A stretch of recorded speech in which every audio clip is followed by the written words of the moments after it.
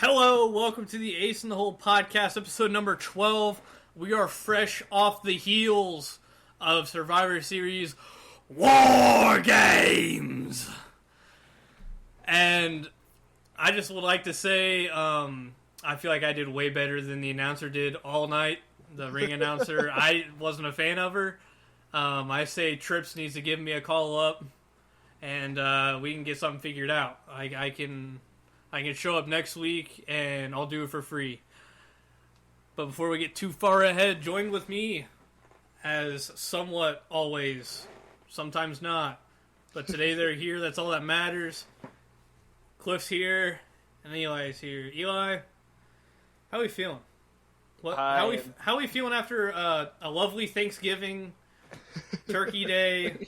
Now we had Survivor Series. How are we feeling? I'm doing better than I was a little bit ago. But I'm feeling pretty good. Got a lot of things out a little bit ago that I needed to. Finally. I had a slight mental breakdown, but I'm all good now. So You gotta break yourself down to build yourself back up.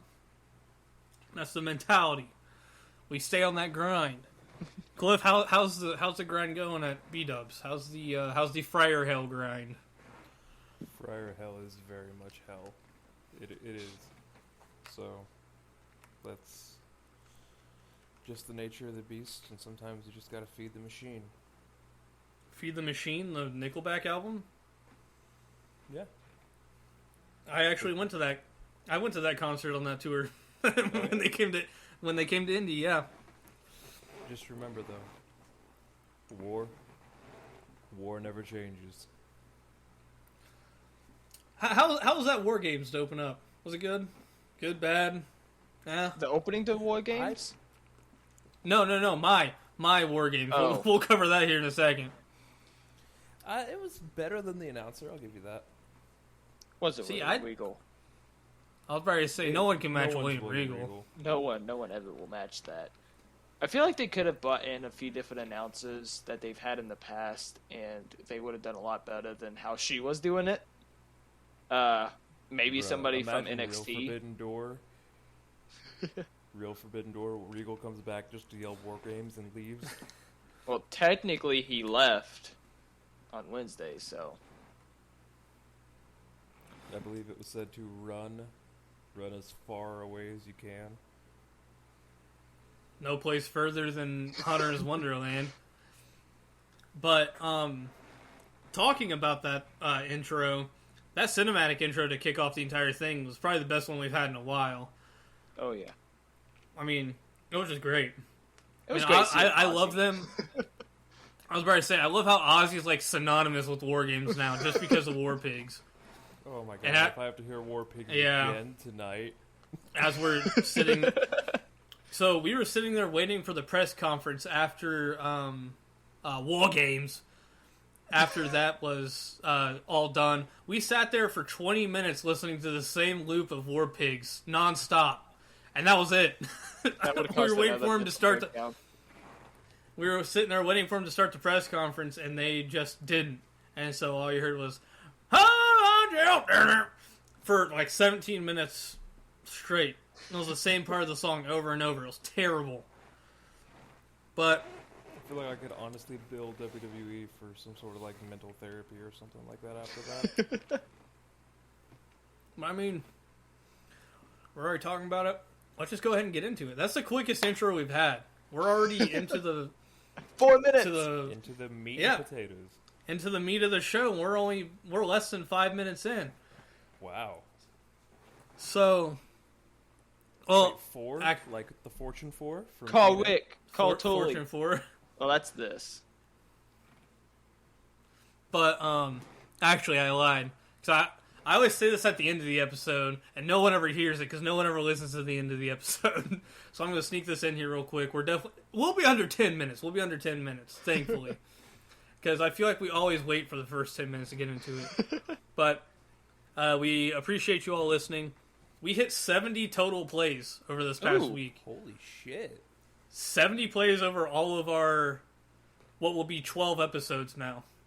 Wow. I'm actually impressed. So, we're slowly reeling in on being able to slap ads on this bitch. To slowly get ads getting straight. the Austin's t-shirt of getting pegged by Rhea. Yeah, that was fun to get asked at Eli's Thanksgiving. Was about Rhea pegging me. What? I literally walked in, and the first thing his dad said to me was, "Yeah, you get the pegging situation figured out?" In front of his entire family. No fucking I looked at him, I said, "What?" And he repeated it. Like nothing, like it was fine. I was so confused. I was befuddled. I was bamboozled. I was perplexed. I was flabbergasted. I had no idea what he was saying. I was so, I was taken aback. I was aghast. Oh my god. Oh, it was worth it. No way. That was the first thing he said to me.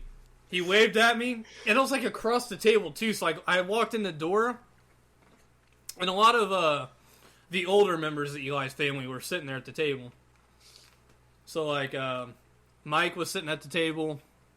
Delma is his name, right? Mm-hmm. He was sitting there. He was right under me, and there was a couple others just around the table and walking by, and he leans over the table. He goes, "You get your pegging situation figured out?" I was like, "No way." I was like, "I'm so glad that's what I'm known for." I walk into Thanksgiving and that's what he greets me with. The sheer absurdity of that statement had me aghast. I think I've used all my words. Prep him to say that or something? No. I was standing right next to Austin as he was saying it. Because I had walked out of the house to go meet Austin outside. And I had said nothing. I had talked with him about Austin coming to the house and Thanksgiving. That was it. That was the end of conversation about me and Austin. And so, to come in, Austin got asked some questions about how he's doing and stuff, and then that happened. And it was legit, no correlation with anything else that was being said. Yeah, he literally just walked up and said it. I was like, what? So, that was interesting. But we might not be under 10 minutes now after that. But Oh my god. That's 7. That's I worth think that- going over 10. I was about to say, I think that's well worth it. But, we appreciate y'all for listening. Like I said, over 70 plays. Well, we aren't over 70 plays yet. We were at 70 plays last time I checked earlier today. And we're going to keep pumping these bitches out. We're going to keep going. Until we get some love from Rhea, yeah. Oh, don't get my hopes up like that. I won't say Or what maybe- family member it was, but we had a small get together last night because Caitlin and Spencer came down, and I showed them who Rhea was because we had just been watching a football game. Wrestling comes on Fox, and my family member, she thought it was Dakota Kai. And I didn't think she knew what pegging meant. And she goes in to going, well, I would rather be pegged by her. And goes into a full, and I said, you do know what pegging is. And we explained it a little bit. And she goes, oh yeah, I figured that you maybe weren't talking about the right thing. Maybe it was a wrestling term. She goes, I would still prefer to be pegged by Dakota. Oh my god. I was standing there, and my brain was slowly registering everything, and I lost it and had to leave the room. Because I was gone. Who was this? Who was this? You don't, It's the you one. don't, You don't have to name drop. You can just give us little hints. Initial, or put it in the chat. Put it in the chat, actually. That's actually a smart idea. Yeah, I did. Put it in the chat. It keeps it Oh, okay, yeah. Yeah. You've talked to yeah. me about her before. That's crazy. My God. That's crazy. Dakota Whoa. Kai, very attractive. I think Dakota Kai is very attractive, but she doesn't have that dommy mommy killer instinct that mommy has. That brought chaos to the Rey Mysterio thing. Oh. That was... Yeah, God that was... damn, and she looked fine as hell tonight. She looked fine as hell tonight, bro. She kicked off the show. They both did. She? She Yeah. did. Yeah, so we'll wrap this up. We're over 10 minutes already. Appreciate you for listening. Tried. We really appreciate you for listening. If you don't stick around until the end of the show, that's where we typically do this giant spiel. But appreciate you for listening. We love every single one of you out there. Now let's talk about Dami Mommy Rhea Ripley in the Women's War Games match that kicked off the Great opening of Survivor Series War I don't Games. like how easily you said that, Austin. How easily what? How easily Dummy you mommy. just rattled that off. I don't know what you're talking about.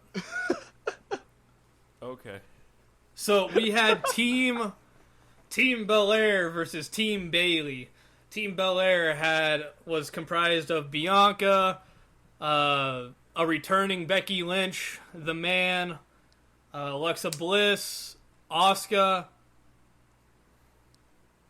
Am I forgetting one? Mia Yim. Yeah, mention I was Mia letting Yim. him go. Yeah, for some reason I was like, I know there's one more. Can you name the other And- team? I can. So you had Damage Control. It was Team Bailey. You had Damage Control, which is Dakota Kai, Io Sky, Bailey. You had Nikki Cross. Dami Mommy? Yeah, Diamond Mommy, bro. Oh my god. Are you I was doing waiting for one of you to okay? say it. I was waiting for one of you to say it. I got my mind on other things right now. He's got his Imagine- mind on the he's booty imagining nose hanging being out very too much. fulfilled in life. That turkey wasn't the only thing getting stuff on Thanksgiving. God damn it. Nothing happened. Rhea Ripley paid. Hang on. Whoa.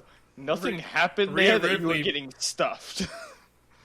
Rhea Ripley paid a visit to another Thanksgiving, Oh god. and she gave me all the stuffing. Can we get to the match, please? Anyway, Team Bianca,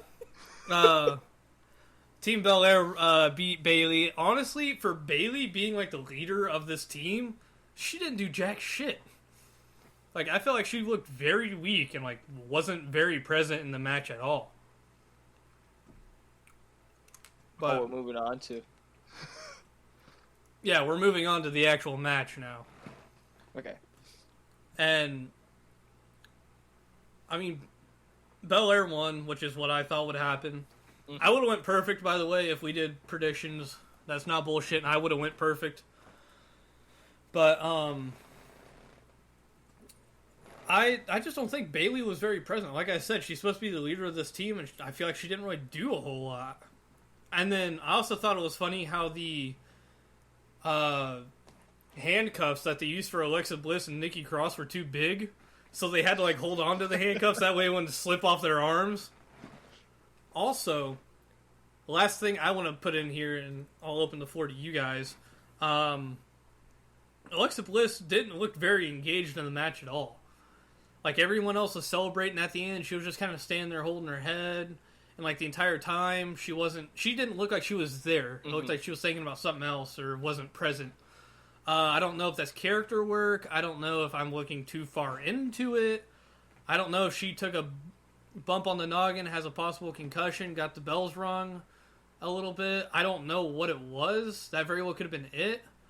But throughout the entire match, she just kind of looked like she wasn't like in the present moment. Looked like her mind was elsewhere. Like I said, could be looking too much into it, but that was basically my main takeaways from it. I love the match. Great way to kick off the show, honestly. I love the match. I just didn't think Bailey did as much as she Yeah. should've. I do think, honestly, they brought in the wrong trash can lids for the match. They looked a little... I don't know how to say it. It looked like if you got hit with Stiff. that, you were going to feel it at the next week and a half. And they sounded very painful, legitimately. And then to go off your Alexa Bliss thing, I think she took a head bump early on that might have knocked her a little bit.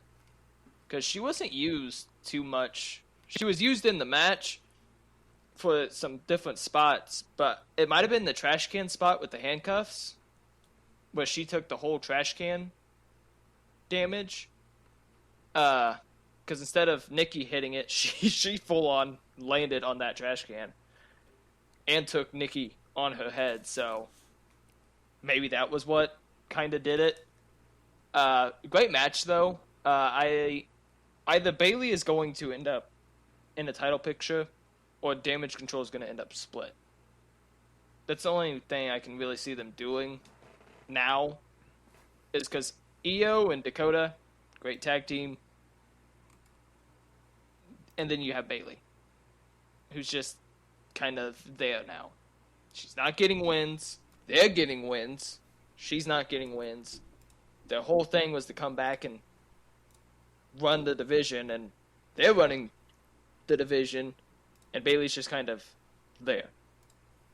So I'm interested to see how that plays off on Monday Night Raw and the following weeks. But great match all around, honestly. There was some spots in there that had me questioning if anybody was going to be okay. I honestly think Belair hurt an ankle about midway through the match.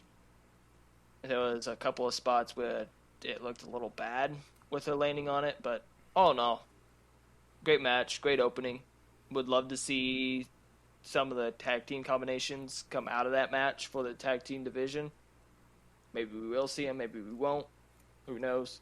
But all in all, good start. I do believe it was a very good match. I also like to point out that everyone's ring gear was very much on point. The gear looked very good. I will say that. When it comes to the match itself, I know one woman looked really good compared to everyone else. All the heels were in black. Yeah, coordination. It's really nice. Yeah. I really do think the ending, coming off the top, going through the table, is the right choice.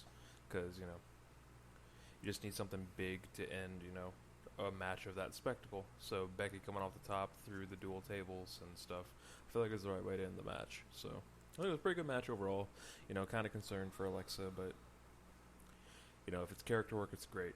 But if it's a real thing, probably need to get that sorted out first before any Wyatt 6 stuff happens next or anything like that. So I hated the move off the top of the Really? top of the cage, only because it was so boring.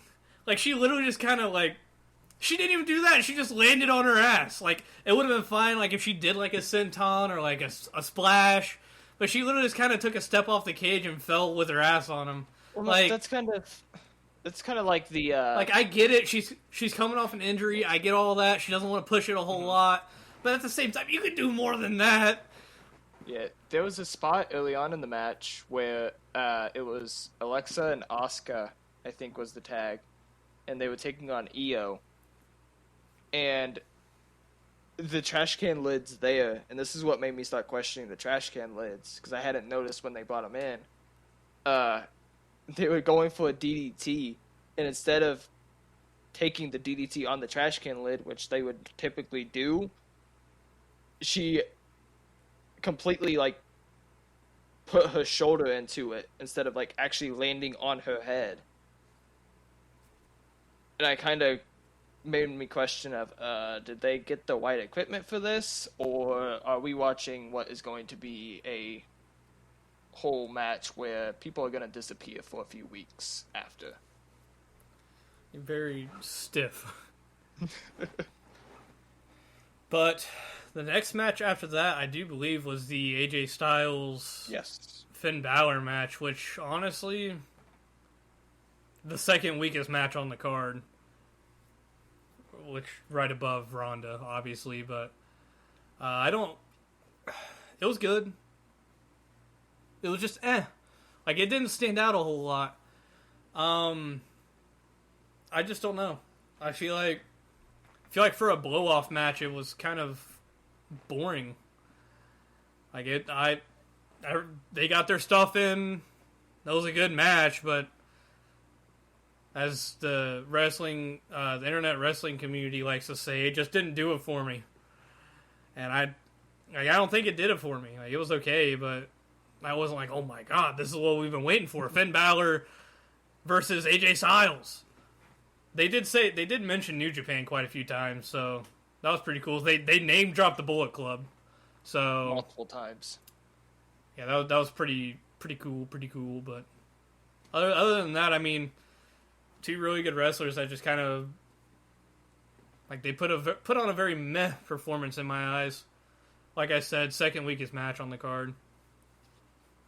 I enjoyed the match. It was not as good as it could have been between AJ and Finn, who are I agree. decorated superstars in every company they've been in. They've won championships. They've set records for themselves. They've done amazing things in the companies they've been in. I enjoyed the fact that we got a New Japan match and a Stardom match between Asuka and Io and AJ and Finn. I enjoy that as a fan of the Japanese wrestling scene. I feel like the way they could have built this up more is having potentially Finn Balor looking to possibly join the OC. That could add to the storyline a little bit. I can see you fake choking, or you're actually choking. I'm not sure. I've assumed fake choking. No, I was actually joking. The mic was off, and all I saw was you, like, going forward. I feel like Finn Balor potentially joining the OC and leaving the Judgment Day could be the call they do, because it's 1-1 now. So we could see that, and if New Japan and WWE are in talks of a potential show between them, I don't see it happening. At the same time, Carl Anderson's still the never openweight champion. They're name dropping New Japan now more. New Japan's name dropping WWE a lot more.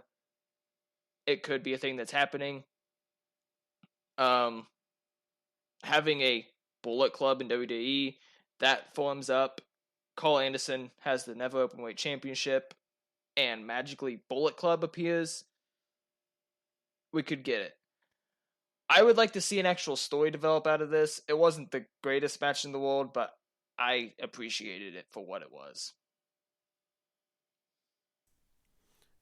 The match that they had a couple years ago, where I believe it was Bray got, I think it was Staff, right? Did Bray get Staff or did Bray get Mercer?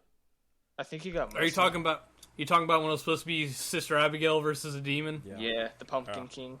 At TLC? Yeah. Did Bray get Mercer or was it Staff? I don't remember which. I think it was Mercer. Either way, it was some skin thing. Yeah, it was a breakout thing along the back, and that match was a hell of a lot better than what we got tonight. I don't know why. Same two guys in the ring, but definitely feels like there was a lot left on the table tonight. So, and sometimes you guys just have an off night, and hopefully that was just, an off night and not a precedent for future things to come. So, it was a rough match, but, not everything can be a banger. It's not Wrestle Kingdom. Well, talk about rough matches. The match that followed this was absolute dog shit. Yeah. Oh, Dummy. Yeah. yeah. Literally, Ronda Rousey is the biggest dummy. Yeah. Let me talk to you. I'm a big Shotzi fan. I like Shotzi. I think she does great work. She's great in the ring. She does really good. She gets over really well. Like in NXT, she got over. On the main roster, she's gotten over because she's fun. She's personable. Like, people can get behind her. She comes out on a tank, for Christ's sake. How can you not get behind that?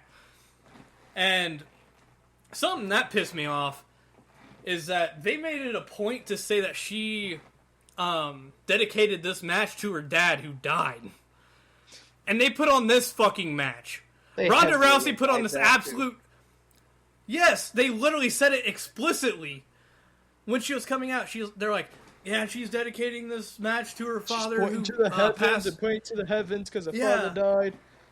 That her father passed away, where she got her bulldog mentality, and dog shit. Fuck Ronda, bro. Shotzi did everything in her power to make this a decent match, and Ronda can't even sell a fucking DDT on the ring apron. Fucking terrible. Take the title off her. Send her ass to get fucking smashed in UFC. Have her get beat quicker than CM Punk did. Fucking ship her ass off. Yeah. I'm fucking over it. Fuck Ronda. The rowdy experience is fucking over. The experiment is over. Ship her ass home. Heck, let her have another fucking kid or get fucking breast implants or whatever the fuck she wants to do. Generational fucking talent. Most influential athlete of the 2010s, 2020s of the fucking today's generation. Fuck her. Send her home. I don't give a shit. I'm over her. I'm over it. Yeah. I'm done. Dog shit match. Shotzi was the winner of that match. She showed that she tried. She did. You could see that she was trying. Hard to make fucking paint when all you got is dog shit in front of you. Yeah, this was the last match I saw of the night. Everything else I've seen in highlights and what I've been told and stuff. So, this was the only match that was really a down for me, because a complete down for me. Because number one, I don't like Ronda Rousey. I've been very vocal about my hatred for Ronda Rousey.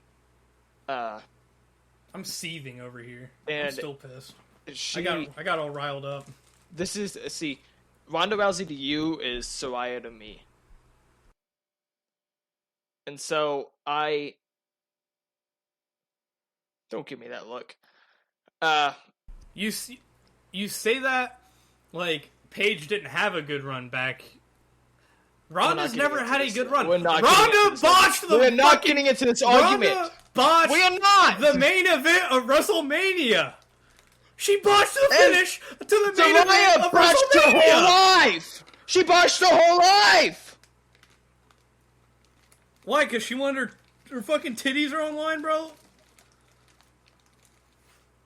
Part of it! Anyways, they ruined the match by going into, as you said, the whole father dying thing. And then you go into a match where the other wrestler botches everything. Your champion, the one you have the belt on. It's Jade Cargill, but actually better trained, which makes it so much worse.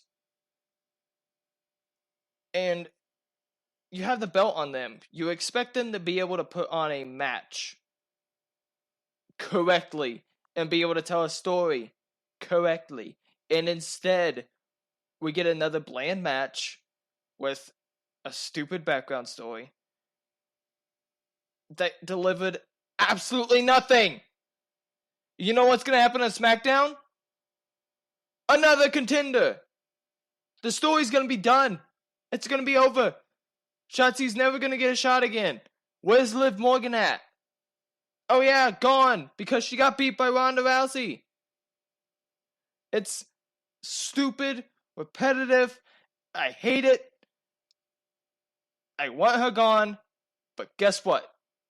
Nothing we could do about it, because apparently they're high on her backstage. That, or they just can't figure out how to get rid of her. I am done. I mean, it was a down for me just because, you know, the one highlight of the match was supposed to be this ring apron DDT, and she doesn't trust Shanzi enough to let go of the top rope. Like, sloppy everywhere. Honestly, I think we've seen better matches on NXT 2.0. Like, it's... We see better shit every week on NXT 2.0.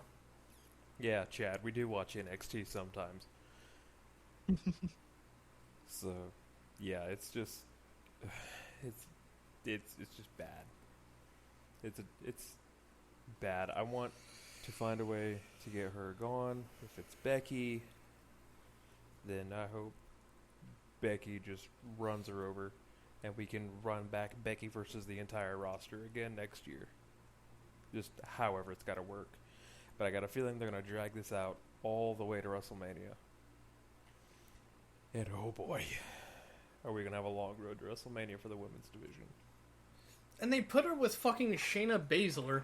Both terrible on the microphone, awkward as fuck, don't have a single charismatic bone in their body, and we're supposed to believe that these are the two best in the company. Whatever. Fucking bullshit. Anyway, moving on to probably match of the night. Very, very... It's close between this and the men's War Games match to be match of the night. Match I'm talking about was the triple threat between Austin Theory, Seth Rollins, and Bobby Lashley. Creative as hell finish, by the way. I think that was the only way you could get the title on Theory, and everyone come out of that better than when they went in. And I would just like to say, I was adamant on fucking Theory. I have been adamant on Theory this entire time. I don't know if I said this in the podcast or not, but talking to Cliff, I said him losing the Money in the Bank contract was probably the best option for him, and he's got great things going now. And now he's the youngest United States champion in WWE history. Doesn't get any better than that. Theory is finally getting the recognition he deserves. And there's already rumors going around that it's Cena versus Theory at WrestleMania for the U.S. title. Because apparently that's something that they're both interested in. And I could kind of get it. Theory is kind of starting out like Cena did. Honestly, there's a lot of similarities there. So, and they had that little backstage segment when Cena was back for his 25th anniversary. Theory and Cena had that backstage segment. So they could backpack off of that. But another takeaway from this match was when Theory came out, his entire Titantron was a Beyblade commercial. And that was funny as hell. Like, he came out like the normal Titantron that's like the city, like, skyline or whatever. It's just Beyblades. I was going to ask if that was actually real or not. Beyblade. Oh, no, that's real. I just saw the picture. I just saw the picture. I thought it was fake. No, that was real as hell. That happened. But, like I said, it could be match of the night. A lot of cool spots in this, like with Bobby Lashley putting in the double hurt lock on Seth and Theory. And then the finish, like I said, I think there was no wasted movement in the entire motion, like an entire match. So, I like the storylines of the War Games, the men's War Games match a lot more. But I think purely based off of the match itself, I think this was match of the night. 8-Town down, baby, all the way. Taking it to Hollywood. This is my third favorite match of the night. I've watched clips and stuff. That's what I had my phone out doing. It was a great match, all around, from what I've seen of it, what I've read about it, what I've been told. Great match all around. The finish is honestly probably a better finish that they could have done for the match.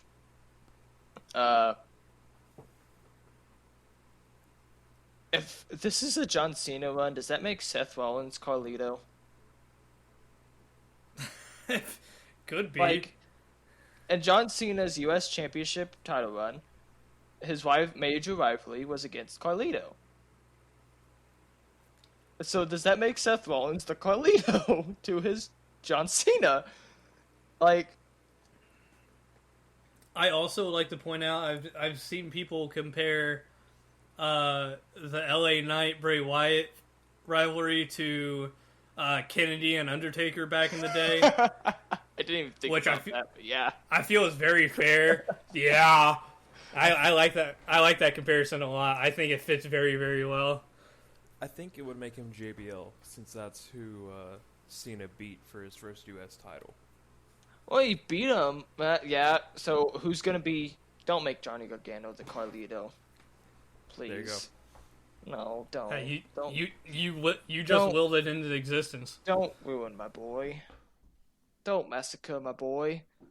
My boy. We were boys. Hit him with that My AJ boy. Styles. We used to My be baby boy. boys. This, Yeah, that was a weird part of the gets match.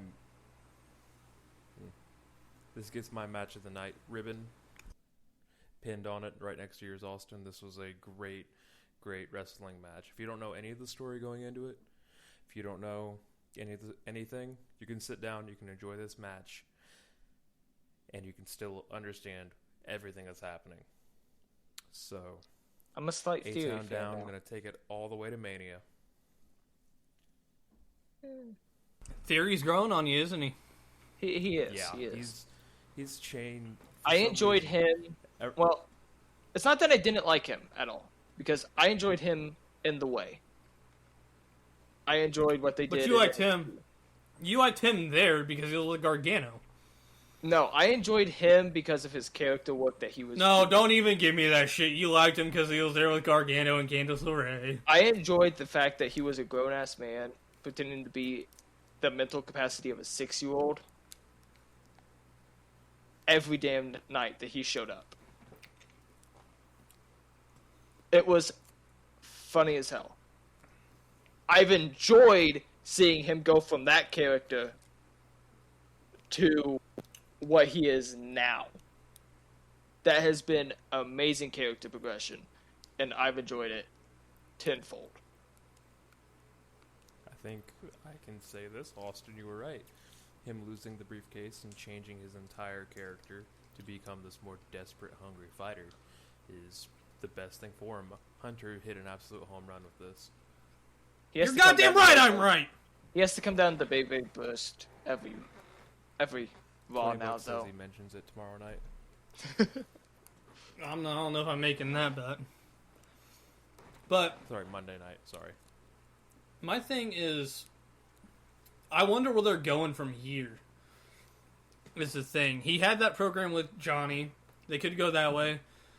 Seth will win a title shot again. Or, well, no, they can't even do that because they don't have a show to build it up to.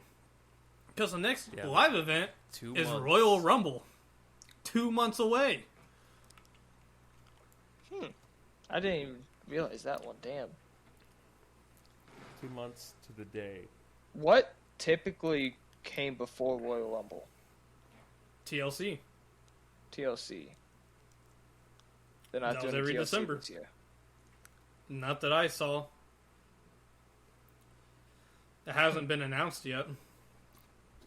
There has been nothing announced from this to Royal Rumble.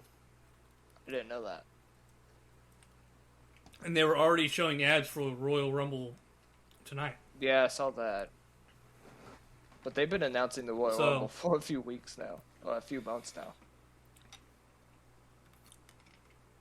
So Hunter gets 2 months to build. Yeah, it was supposed to be day 1, but it's been canceled. Day 1 got canceled? Yes.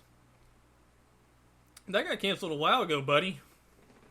Hey, look, I have not been online much.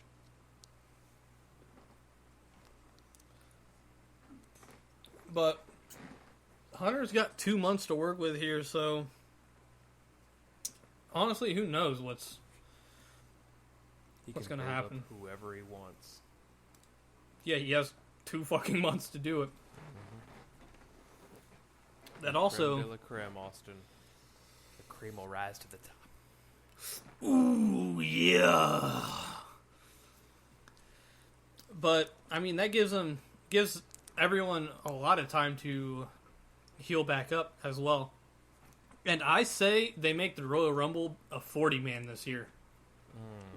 For no logical reason other than they want to get all these people in there. Make it a 40-man Rumble. You want to bring in all these people breaking down the Forbidden Door? Make it a 40-man Rumble. Kaiji Muto. You want to bring in Matt Cardona? Make it a 40-man Rumble. You want to Kaiji bring in Muto. Okada? Make it a 40-man Royal Rumble. Bro, imagine that. He could do Kaiji Muto and then Great Muta.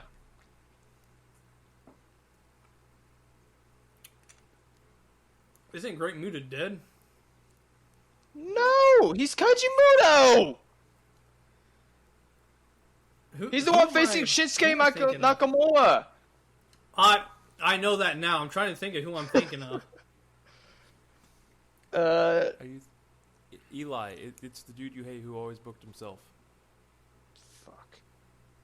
Japanese icon. He Freaking died. And Antonio Inoki. we did a Antonio yeah, Inoki. I don't hate him. No. I hate that he booked himself. I'm not. I know Inoki. I'm not thinking about Inoki. Did he have face paint? Or was it a mask? Possibly.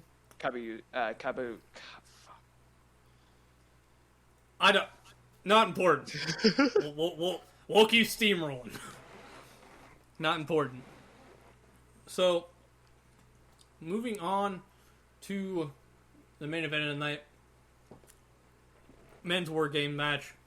You have the Bloodline, obviously Roman Reigns, Jimmy Uso, Jey Uso, Solo Sikoa, and now finally accepted Sammy Uso.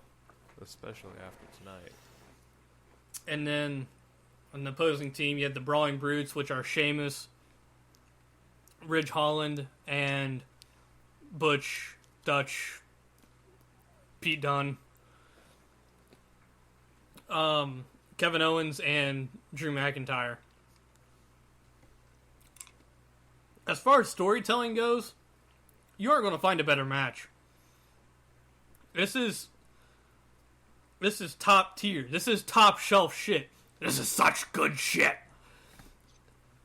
It is. That storytelling, telling a story in the ring, you aren't going to find anything better. We're talking Sami Zayn. Are they going to turn on Sami Zayn?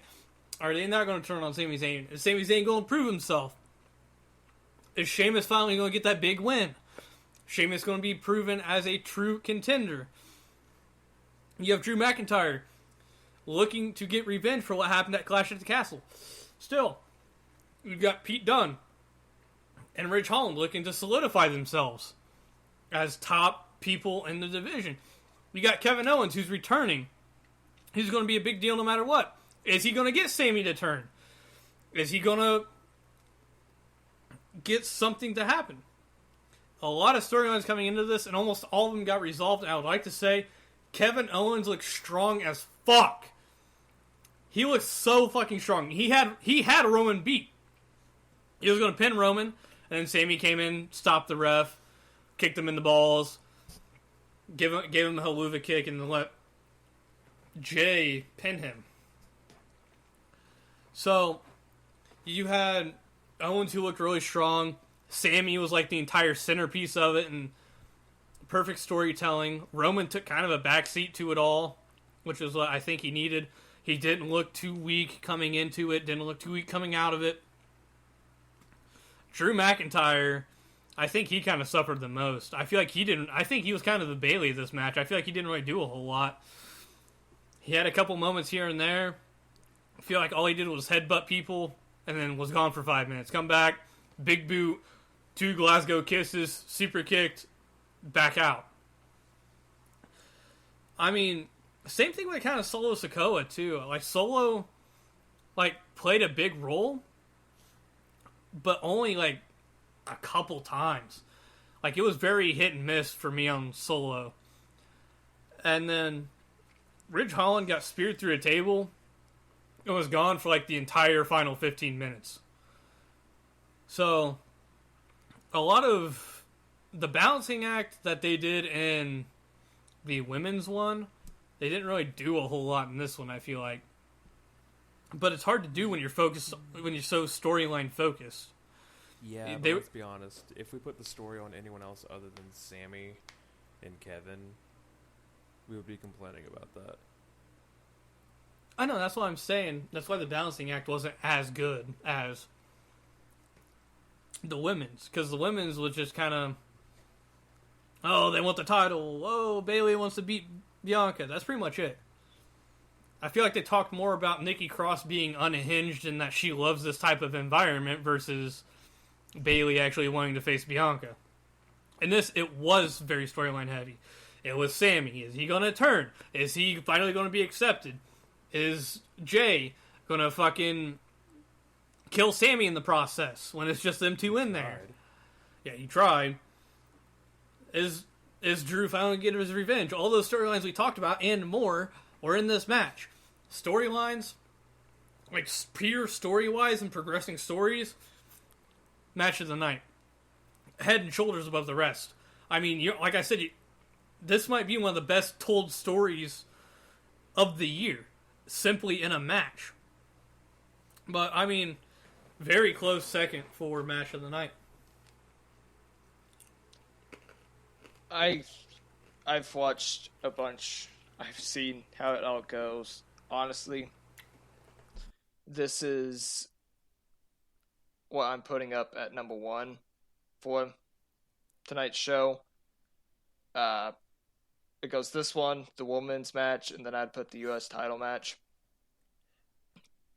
I know that's a little odd order, but... By women's match, you mean the Ronda Rousey Shotzi match, right? No, God, no, I can't even follow that bit. It was... I enjoyed the storyline between Sammy and Kevin. I've enjoyed it in NXT. I enjoyed it before they got to WWE on any brand. They're destined to do it forever. It's great. It's honestly, I would love to see a match with Johnny and Kevin as a tag team versus Ciampa and Sami Zayn. I feel like they can make for one funny or really good wrestling match, honestly. I enjoyed the story behind it. I also could see Kevin Owens potentially being a championship contender for Roman Reigns falling out of this. I could see that's when Sami Zayn turns on Roman. If you remember, sorry to cut you off here, but if you remember, back when Roman first started his reign, Kevin Owens was one of the first people to challenge for that. Yeah. Because it was a last man standing match, and that was when they used the actual handcuffs, and they couldn't get him off of they couldn't get Roman off of the stage scaffolding, so they had to attack the referee. But I think it'd be nice to come full circle, because Kevin's left and come back, and like I said, he looks strong. Yeah, I would love to see that being how it goes, is Sami Zayn gets Kevin Owens the championship. That would be a great payoff to the story, is now he has all of the bloodline on his side. They all believe that he's there. And now he costs Roman Reigns the championship for his best friend, who he could do a complete 180 of what happened with Kevin Owens debuting in NXT and take Kevin Owens out after he wins the championship belt. Because Kevin Owens, when he came in, Sami Zayn wins the belt, and then he gets pop-up powerbombed onto the ring apron. I'm not saying he pop-up powerbombs Kevin Owens. I'm saying haluva kick into the turnbuckle or something as he's holding up the gold or something. It would be a nice payoff. Honestly, great match. Would love to see a lot of these wrestlers fight against each other again. I feel like they could do it day in, day out, and it wouldn't get too old, but that's just my opinion on it. Hell of a match, honestly. I'm starting to think that the only way they're going to get the title off of Roman is if they give it to someone else in the bloodline. Like, Kevin Owens has made himself strong, but the bloodline Sami is Zayn. Stronger. No. Solo. I could see Solo being the one. Stop doing that with your camera, goddammit. Austin, how dare you ruin my stride. But I fully believe that Solo could be the one to dethrone Know your Roman. role and shut your mouth, you little really bitch. I fully believe that that's what we could be building towards. You 'Cause smell. I'm listening, Cliff. Austin seems to think it's going to be someone else. I think I do want to think build off so. of that. I want to build off of that. So Sami I'll let you Zayn go and first. Solo, Sami Zayn thinks he's gonna get it, and then Roman gives it to Solo, and so Sami gets mad. Kevin Owens pops in. It goes, "Don't you think you should have deserved that championship? Don't you think you should have earned that? Don't you think that you should have gotten it?" And then Sami ends up turning on them, costing Solo in a match against Kevin Owens, maybe? Or Sami gets a match against Solo, and Kevin does something. There could be a way around that to where Sami Zayn ends up with the championship, Kevin Owens ends up with the championship, or something happens, cleanly getting Sami Zayn out of it. Now, what does the Hobag want to say? You better watch your mouth and know your role. You can take this Universal Championship. You can take this WWE Championship. You can turn it sideways and stick it straight up your candy ass. I think, literally, Vegas, The Rock is the betting favorite to take the title off of Roman. Which one? I don't know. It depends on how they want to do it. Because if they can somehow formulate a way to take a title off of them and split it, I don't know. The Rock could come back and be like, well, they could also do it with the Rumble winner. The Rumble winner could only be able to challenge for a title at WrestleMania. Wasn't That's Roman a SmackDown wrestler to begin with? yeah. So wouldn't his championship be the Universal Championship? It would be they would keep whichever one he's had the longest. Universal. I forget which one it is at this point. But they could do it that way. The Rumble winner, which could be The Rock, Cena, I don't know, whoever. That's my own fantasy booking. But whoever wins the Rumble, it could be they can only challenge for a title at WrestleMania. Not two titles, just a title. And that could be how they get it off of them. I believe it's The Rock, because that's what they're banking on. They're banking on The Rock coming back and fucking winning the title. But here is what should happen. This is not what will happen. God, This is here what we go. should happen. Tinfoil hat time, cute children. Tinfoil hat, this is fucking real. This is as real as it gets, baby. So, this is what should happen. I've talked about this before on the podcast. It was very early on. It was like one of our first It was like one of our first episodes. But The Rock comes back, beats Roman at the Royal Rumble. Who comes out and wins the Royal Rumble match? John Cena. They run back Rock Cena 3 in Hollywood. Two of Hollywood's biggest stars in the main event of WrestleMania in Hollywood. It makes sense. It logically makes sense. It gets asses in seats. It gets the publicity. It gets the fucking grandeur of a big deal. And they run back a rubber match, and you have Cena win the title. And then if they want to, Roman can come back and beat Cena again and take the title back off of him. Or Cena can drop it to Theory. There are so many ways you can go with it. It makes sense. It just works. Damn it. I feel like you won. I don't think you get a better story. Like, that's as easy as it comes. I'm just saying, I don't know how else you have it. Am I allowed to say something that has nothing Like- to do with WWE real quick? I went onto Twitter. Sure, I guess. I went onto Twitter to check something out, and I went to Stardom, and I sing the praises of New Japan and Stardom to you guys a lot. I was reading through the results of last night's show. Nane, you, and the Grim Reaper put Julia, Mai, and Thekla, and the owner of New Japan and Stardom, Rossi Ogura, into the casket and closed the lid to win. And then the casket exploded.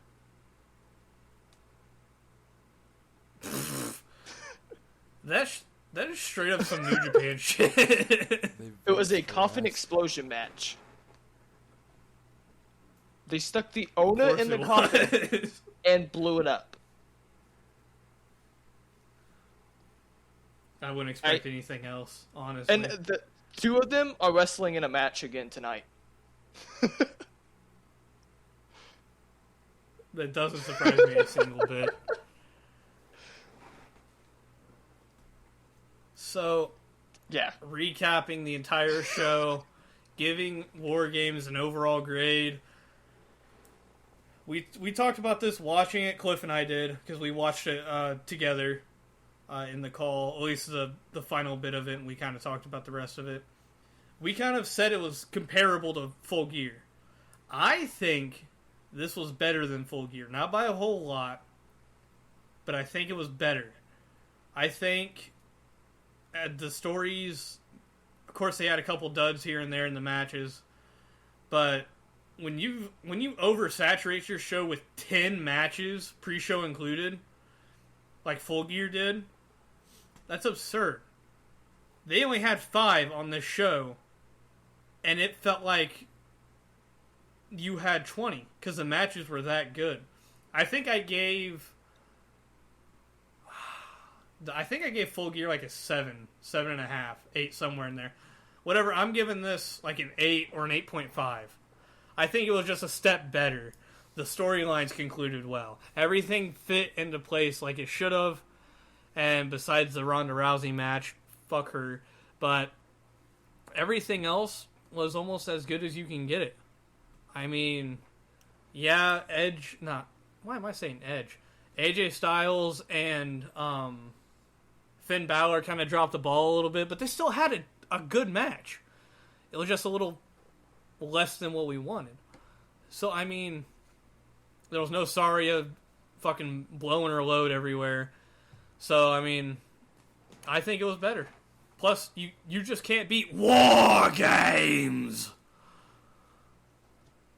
I give up on Stardom, sorry. I sent something in the Instagram chat, and yeah. I don't know what the hell happened last night. I somehow missed it, and it's the one card I missed before it happened. They had a match for a free hair salon visit. I wish I was joking. That's what the link goes to. I love how you sent this like... You sent this like we can read Japanese. It's Stardom. It's not Japanese. That's the English page I sent you to. You go. Oh shit. Okay, you go to the page and then above that, I sent the wrong tweet. It goes, Lady C defeated Momo Kogo via submission, and Lady wins a free session at Zest Hair Salon. That's crazy. What The match after that is a judo fight where somebody won via submission. The match after that, one of the groups said they divorced their partner. That partner then turned on her partner and said she is a freelancer. There was a hardcore match that was won with a German she's a suplex. swinger. Champions were called out, and then we had the coffin explosion. I don't know. I don't.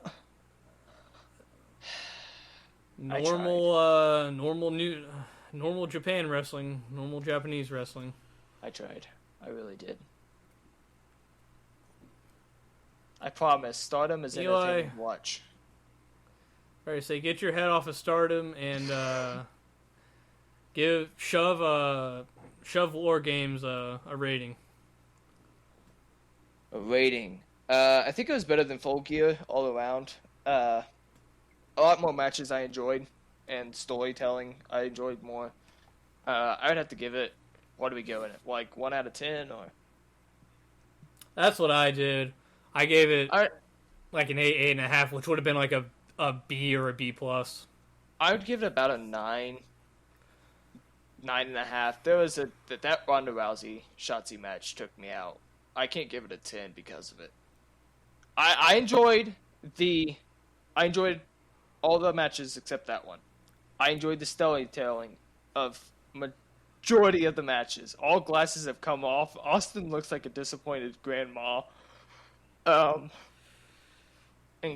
Cliff looks like he just watched his soccer team lose. Is that what I you look enjoyed like it. every Saturday? As a Man United fan, I can confirm that's what I look like every Saturday. Anyway, I enjoyed it a lot more. I'm a good sucker for good storytelling in a wrestling match. So, being able to tell the story of Becky and Belair, along with Alexa and Nikki, even though it didn't go into full as good as it could have been, still decent. The AJ Styles and Finn Balor wasn't that good of a match, still good storytelling in a kind of way. We ignore the other match. We go into the United States Championship match. That one, all three of those guys had a lot to prove. There's a lot of stories that have been going on, the cash-in and everything. I have no idea what the hell you guys are lip-singing right now. And then you go into the final match between Basic Bloodline and Thugonomics. Word life. the Bloodline and the Brawling Brutes and untouchable. Sami Zayn and Kevin Owens and all of that. Just kind of, I'm a sucker for a good story, so I'm gonna let the DJs go on to one of them. I personally enjoyed Full Gear more than Survivor Series War Games, so it's got to be a 7 from me because I believe I gave Full Gear an 8. So it's got to be a 7 from me. It just, I enjoyed Full Gear more. I don't know. Well, you're also an AEW mark. Yeah. Little AEW mark over there. Yeah. But I what? like what I like. Well, what? I want you to explain what put Full Gear ahead of War Games. And that's not even like me like trying to come at you. I genuinely want to know what put like that the certain things that made Full Gear better than War Games. Wish The disparity MJF of wants to know. matches, honestly, because I was able to see at least 4 to 5 different types of wrestling on the AEW show, and on the WWE show I saw like maybe 2. So being able to see all those different kinds of styles done incredibly well just pushed it higher for me. It just That's fair. sucks that the AEW had poor matches on it, or else it would have been way higher. If Well, they were yeah, able to but do good every matches match- and everything, I would have maybe put Full Gear higher. The storytelling Well, just like I wasn't said- fully there, and the matches went there fully for me. That was the biggest thing for me. Was the storytelling for War Games. I feel like the storytelling for War Games was a lot better than Full Gear. Because coming into Full Gear, really the only main storyline was It MJF. was MJF, yeah. Yeah, and he sold that storyline himself. Like, that was no thanks to anyone else but him. So, like, you had Saria coming back after 5 years or whatever it was. Who cares? Whatever. Yeah, big deal. You shit the bed. And then, like, all the other matches were just kind of, like, blow-off matches. You had Jungle Boy Jack Perry. That was a good story. That was a good storyline about a month ago. And now it's run on too long, so people aren't Yeah, but it's over now. as so excited. it's Yeah, fine. well, not Partially all the way, over. because once Christian gets healed, he's coming back. But the storytelling for me is what really put. Like I said, it's not huge. It's probably like a half a grade ahead of Full Gear. Because I agree. I think Full Gear, you got everything. You got the trios match, which your fucking little indie spot junkies love. You got the steel cage match, which was a good clash of styles. You had the big Luchasaurus versus Jungle Boy Jack Perry. You had MJF in the main event, who can get a fucking quadriplegic standing for the national anthem.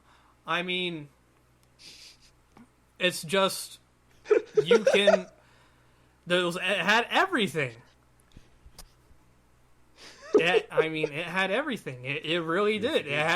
So, I mean, I get it, but at the same time, storytelling was lacking, and that's what you're doing when you're putting on events like this. You're storytelling. Everything you do in the sports industry or the entertainment industry or the filming industry, it's all stories. That's all it is. It's all storytelling. You make a commercial, you're telling a story. You put on an event, you're making a story. You're producing a live wrestling show, you're telling a story. And in essence, that's all you're doing, which is something I've learned in college. Everything you're putting on camera always is supposed to be telling a story, or it's pointless. So, War Games it got the nod. It got the slightly better nod from me. Storytelling is what matches are built off of, and I feel bad for laughing. What were you saying? But when you said the paraplegic thing, my brain immediately went to that one-legged wrestler. I think his name was Zach Gowen. Zach Gowen. Yeah. Zach Gowen. Immediately, a picture of him just popped up in my head as soon as you said that. And then, because I watched the video. Well, I mean, that makes sense because he got F5'd into the ring post, and I had a video of that just going in my head.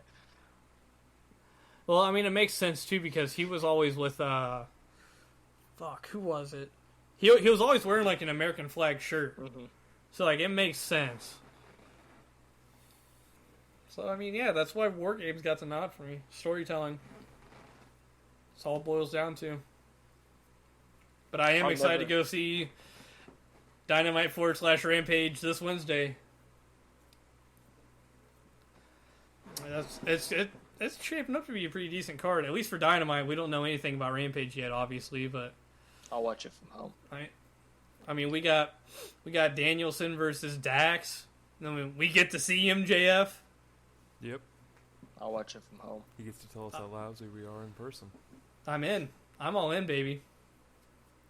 I think this will be my first time seeing MJF, actually. Really? I don't think I saw him either of the two times they were here. I mean, no. You know how he feels about the Midwest. I remember seeing Wardlow once. So I probably had to have seen MJF at some point. I think that would have been towards the time when he was just getting into AEW.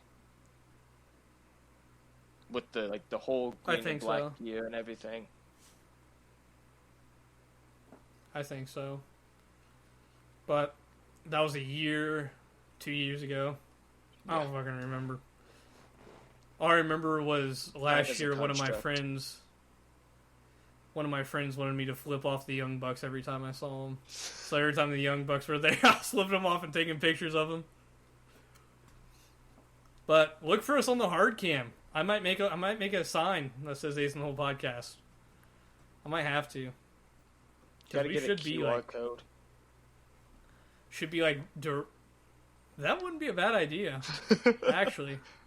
So everybody just is scanning it because they see a QR code, thinking it's something important. And it automatically plays one of our episodes. That way we get listens. It has to be a call. I'll have to look into that. What? We still haven't had an episode that's topped that. It was the best. That's still our most listened to. Can you imagine? Well, so much. Can you imagine somebody was trying to figure out what happened and they landed on our episode explaining it to that loyal viewer who shows up every single day that our video is uploaded? Thank you. You're stupid. Yeah, for real though. But thank you. we I think the lowest views we've gotten on one is 3. Yes. And that was like the 2-hour draft, though. no, Yeah. that's up around up to the 5. middle. That's like 5, 6, somewhere in there. It's like it was one of them. I forget which one it was, but so I mean, someone's out there fucking listening to us. Don't know who, but we appreciate you. Don't know how the hell you do it. There's no way I could listen to myself for an hour every week. There's no way. The evolution of me fixing my microphone. Yeah, 1 week you weren't even here. 1 week. Yeah, 1 week. One week your mic wasn't even. Every single episode. I don't know. So There's have I. one episode where we can't hear you, so we Yeah. have How do we know you're there? The predictions episode where you can't hear me at all. Yeah, the fucking silence. Yeah, how do we know you're there? I have been here every single episode. Pain and all. Oh, what a week. Mm-hmm. Cliff almost died yesterday by throwing up constantly. I had a Thanksgiving, little breakdown before the episode. I got asked how my pegging situation was going at Thanksgiving in front of all of Eli's family. What a crazy little week. Yeah. Thanksgiving's always crazy time because it kind of like Oh, kicks off the holidays and like you see people that you never really talk to. I don't know. Thanksgiving kind of mid. It's the Mid-Atlantic Tad- Championship. It's a Mid-Atlantic Championship of AEW. The Never Openweight Championship of New Japan. The North American Championship of WWE.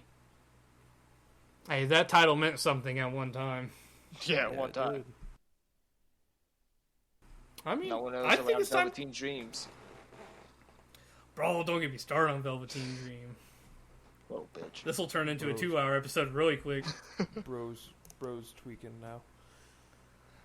I think it's time to send her home. I think we've All right. covered everything. So, Yeah, it just took us an hour 15. hopefully,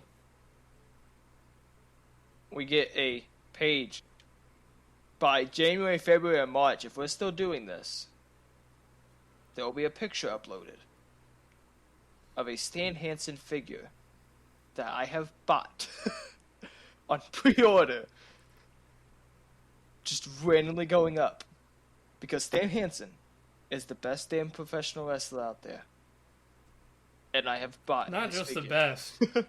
He's the best damn pro wrestler. Damn. The stiffest motherfucker to step in the ring.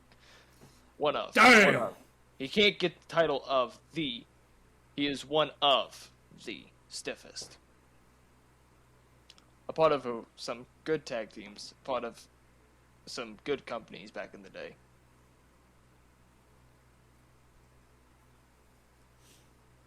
Cliff, you got any final words? Well, I was trying to think of some, funny way to work in, 2024, and I really couldn't until, I learned that today it would actually be cheaper for me to buy a 2024 car and start paying it off rather than actually Can you do that? getting a used car. Yeah, I can Really? order a 2024 monthly payments wise and stuff compared to the other car I was gonna get. I'm gonna be paying on it for like 10 or so years, but What it's you gonna be doing even before you crazier 'cause get it's it? 2034 rather than 2024. This man pulling up in an invisible car because he can't get it yet. Yeah, bro's finna pull up in a Tesla. No, bro's finna pull up in the invisible We can- boatmobile, man. Exactly. I was about to say it. Freaking man. Evo! Evil! Evo! Where are we? That's for true, dude. What car are you looking at? ugly. If you got it What right. with the 2024 are you looking at? Huh? What 2024 were you looking at? The 2024 hybrid Corolla, it gets like 55 miles to the gallon. Them foreign jobs are really good on gas. It's not foreign, it's built like 15 miles north of my house. I I'm wanna not get- joking. There's a Toyota plant 15 miles north of my house or something like that. Oh, I can want you to get get an straight from the electric plant? car. Yeah. I want to get an electric Was an car just option. because it's cheaper. At this point, Is it cheaper though? on gas, The thing yeah, is, you it's have to it's find electric. places to where you can fill up. We You have to some in pay for the town. electric, Charge you retard. up. We have. I know I do. There are 3 different spots in Oh town yeah, right now. costs a lot less because it doesn't have gas. Yeah, Like, you pay the less places for I the can fill electric up in than you do for the Evansville are all on gas. the bougie side of town, and because the podcast hasn't, started making me bougie money, I can't live on the bougie side of town yet. No, Bro, it's we across don't. We from have Kroger. 0 ads. It's across from Kroger, the courthouse, and I think there's one near where Walmart used to be. Oh, where that community center's going in at? Yeah, I think it's near there. I don't know exactly where, but I heard there's one Oh, near they're there. they're putting a community center in there. Yeah, they're putting like a The in-ground library's gonna be pool, in a there. track, the library, yeah, they're turning the old CPS Walmart is going to into be a bunch of located in different there. stuff.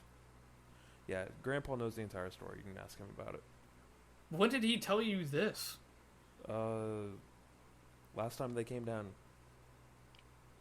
He's I'm never scouting out once the mentioned it to competition. me, and I'm an hour away. What the Boys and Girls I Club? I'm scouting brought out the it up. competition. So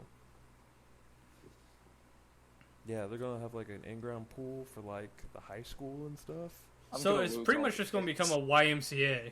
It's what it is. It's minus gonna the be name. community owned though. So It's a not gonna be YMCA the without the Y. name. Yeah, basically. I said that they should have turned that into like an arcade or some shit, or like a Oh, Sky that'd be Zone, great. That would've something been to attract people to Rushville. That would have been. Yeah, well, there's the name drop we've been waiting for. He dropped Indiana last week, and we get Rushville this week. Oh yikes! I didn't even realize that. You have to edit it out in post. He I never ain't edited editing out my shit. phone number. When did you drop your phone number? You dropped it. What was this? Like Episode episode 2. 2 to 5. It was one of them. You dropped my whole freaking don't- phone number. Yeah. I Yeah. I don't remember this at Yeah. all. I have not the slightest recollection of this. That makes it like 1,000 times funnier. Ratatouille head chef looking ass. Peter Avalon looking ass. Oh, Fuck are you going on, bald boy? Shave that entire little fucking rat's nest off your fucking head. Get yourself a little horseshoe. I'm Maybe sorry, you'll get Peach some Fuzz. Are you bitches. trying to grow a beard? Are you trying to grow some hair on the top of that fucking bowling ball? I Where's know your I'm losing forehead my start hair. and your head end? I know I'm losing my hair. What the hell are you trying to grow underneath your lip, a freaking rat? Maybe shave some of that shit off your fucking chin, put it on top of your head. Maybe it'll fare you better. How does this affect me when I know I'm going bald? You're getting You say pissed this at like I have Peter such a- Avalon. With a I'm just MJF coming back at you, scarf baby. on. What you laughing at, Cliff? Yeah, cause I'm better than you and you know it. I at least have a bearded stash. You look like a What prepubescent does that have to do Karen. with me being better than you? Jesus Christ. You want a hair transplant for me a little bit, maybe? No. Maybe you don't have to wear a hat out in This is what public? it's like before the podcast starts. It's like Like before and an after. hour It's- of that. It's all in good fun, too. Oh yeah, no. We didn't we're get it still out with a before smile the on our episode. faces. Yeah. It's very. We didn't- It's not hostile at all. I Yeah, didn't. we aren't actually going at each other. Yeah. This is just we're this is how we've always been, honestly. I hated this. Oh yeah, when you grow up with somebody, this is just how it is. Austin- Like, Austin goes into it after every episode. I'm gonna go into it a little bit before the episode, before we end this, because I legit did have a mental breakdown of sorts before the episode started. You guys were doing you guys were watching the pay-per-view. I was gonna come up and watch it. I kind of had a little bit of a mental breakdown and anxiety and stuff that went on. I'm doing fine. Not gonna do anything. There's not anything that I'm gonna do. Just kind of needed to let some things just kind of needed to let some things out that I have been holding on to for a little bit and stuff. and find if you're able to find somebody to talk to, in your family or friends and stuff, talk to them. If you need to call a hotline, there's hotlines out there. Take your mental health into consideration a lot. I'm going to be talking with my boss this upcoming week about cutting my morning hours because I mentally can't keep doing it anymore. I'm an afternoon worker. I haven't done mornings in a little bit, and my mental stability is going down a lot since I've had to start doing mornings. So, there's a lot of things that have been going on outside of this. This podcast has been helping me a lot with having a outlet and stuff. So thank you, honestly, to a lot of the viewers that we've had. Thank you guys for, letting me be a part of this. I've enjoyed it. I've enjoyed every single second of this, and Austin is lip syncing something right now. And I've just enjoyed it. So take care of yourselves. There's people out there who you can talk to get help. Please do before it gets serious. You matter. Your life matters. No matter what other people may say to you. Just take it easy and try to live life the best you can. And if something comes up, find somebody to talk to. There's always someone to talk to out there. I have no idea what the hell he's doing anymore. Well, you know what they say. Adrenaline in my soul. Something, Cody Rhodes. Yeah, Every something. fight you can control. Something, No. Cody Rhodes. And piggybacking off of that, I'm not going to go too far into it because you did it for me. But Thanksgiving, all of that. It's time to reflect, time to be thankful, time to be grateful. Especially as the holidays as a whole. It's just time to assess things that you might have been taking for granted, or things that aren't there that you miss. Time to compartmentalize those feelings, analyze them, think about them. And I am so eternally grateful for my system, my support system of people. Eli, you and your family. Cliff, you obviously, you're my family. You can't get away from me. Just family and friends. Cause I tried. I moved to a different city in the state, and here I am talking every Saturday. I mean this when I say it. I wouldn't be here today without any of that. Not saying necessarily that I would have done something or taken that drastic of a measure.